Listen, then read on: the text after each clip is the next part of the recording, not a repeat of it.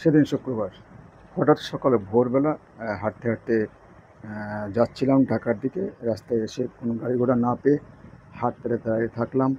শহর থেকে বেরিয়ে চিত্রা নদীর উপর দিয়ে সেতু আসল সেতুর উপর দিয়ে হাঁটতে হাঁটতে যাচ্ছি মালিবাগের দিকে।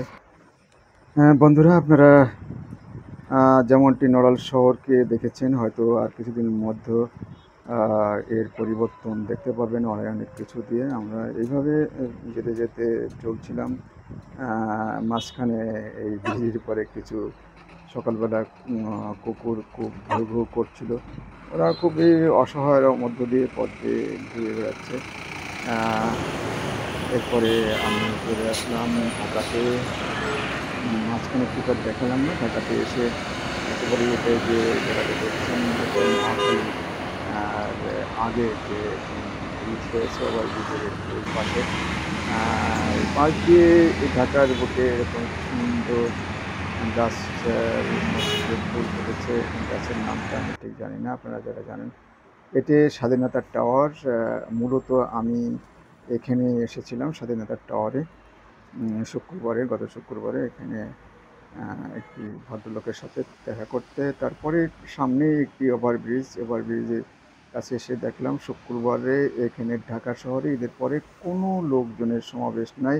ওই পাশে যে গেট দেখছেন ওখানে ডিএসএসের একটু পাশে দিয়ে ডিএসএসের ভিতরে চলে গেল। ওই পাশে এই পাশটা পূব পাশটা মহাখালীর এই ঢাকার একেবারেই বাস্তব দৃশ্য। ওই দিনকার এই যে টাওয়ারটা দেখছেন ওটি স্বাধীনতা টাওয়ার। ওই টাওয়ারেতে গিয়েছিলাম, একটু আগে বলেছিলাম। আবার এই ওভারব্রিজের মধ্যে দিয়ে হাঁটতেছিলাম, হেঁটে আসছিলাম। কি চমৎকার ওভারভিউ লাগলো, সুন্দর দেখতে। যাদের খুব ভালো লাগে এরকমের বিষয়টি নিয়ে আমি আপনাদের সাথে জাস্ট এই ঢাকার ঈদের পরে যে অবস্থা সেটা দেখাবো।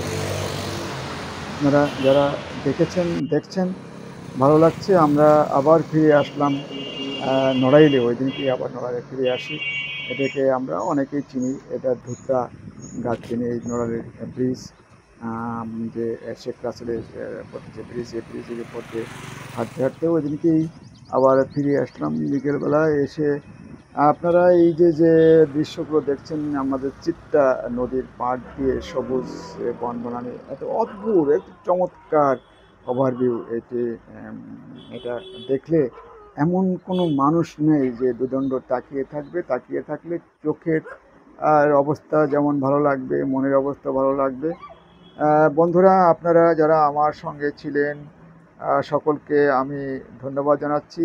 আমার এই ছোট্ট একটি জার্নির কথা আপনারা শুনেছেন এবং কিছু জায়গার সাথে আপনাদেরকে নিয়ে যাওয়ার চেষ্টা করেছি। আপনারা আমার সঙ্গে ছিলেন, সকলকে অসংখ্য ধন্যবাদ। আবারও ফিরে আসবো কোনো একটি বিষয় নিয়ে আপনাদের সামনে।